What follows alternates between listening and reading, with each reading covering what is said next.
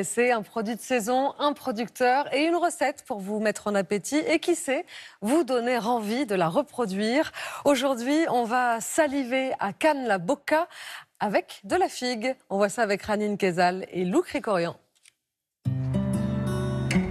C'est un fruit charnu et sucré, ultra énergétique. Il en existe une dizaine de variétés, de la verte à la violette, plus ou moins ronde. Le fruit roi de la fin de l'été. Je valide.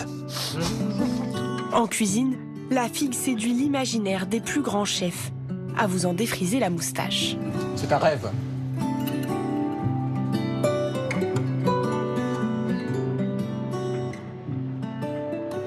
Nous sommes dans la région cannoise. Ici, l'ensoleillement est optimal. C'est lui qui va donner aux fruits toute sa richesse. Jean-Charles Orceau cultive la figue de Soliès depuis plus de 40 ans. Plusieurs fois par semaine, il arpente son verger biologique pour une cueillette artisanale. La figue est un fruit très délicat, donc naturellement c'est à la main. On a des petits chariots sur lesquels on met les caisses. La figue, délicate jusque dans sa récolte, 24 heures précisément avant sa maturité totale. Si on ramasse une figue qui est trop mûre, elle est forcément moins ferme, elle peut se marquer à la fois à la cueillette, aussi bien qu'au conditionnement. Tiens, tu prends celle-ci? Tu es trop petit. Ouais. La figue se palpe, s'écoute même. Depuis 30 ans, le chef Christian Morisset, 2 étoiles au Michelin, cherche à apprivoiser ce fruit plein de secrets. On sent ces petites graines à l'intérieur, sucrées à volonté, parfumées. Un goût parfumé malgré la sécheresse de cette année qui a failli mettre en danger la production. Heureusement, les pluies tant espérées sont arrivées à temps. Vous assistez au premier nuage depuis le mois de juin quand même. Hein. Donc ça fait un moment que c'est très sec. Il y a des régions où il n'y a plus d'eau. Il y a des petits villages sur les coteaux, là, sur le moyen pays, où il y a vraiment de gros problèmes de ressources.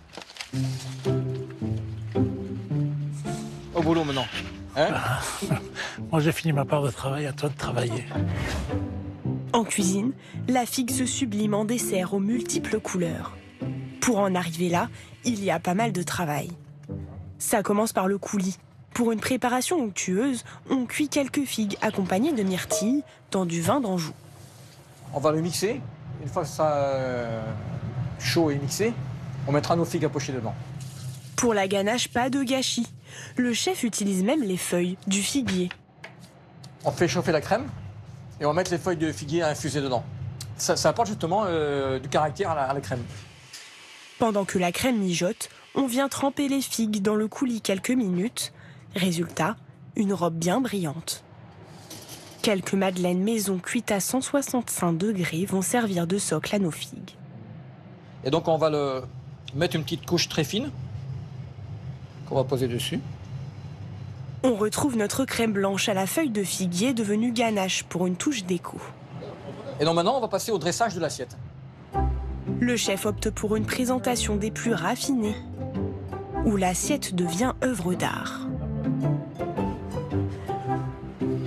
À table, on l'admire avant d'oser y planter sa fourchette. J'ai l'impression de mettre un coup de couteau C'est dans toi un tableau. l'artiste qui nous fait rêver avec ces beaux produits. Le sorbet est délicieux. Malgré les années d'expérience, notre producteur s'étonne encore de ce petit miracle culinaire. Moi qui suis un adepte de manger les figues sur l'arbre, et j'ai l'impression qu'elles se suffisent à elles-mêmes, en fait, on s'aperçoit qu'il y a encore une autre façon de transformer leur goût et de les rendre encore plus harmonieux, quoi. Il vous reste encore un peu de temps pour en profiter. La saison de la figue s'étale.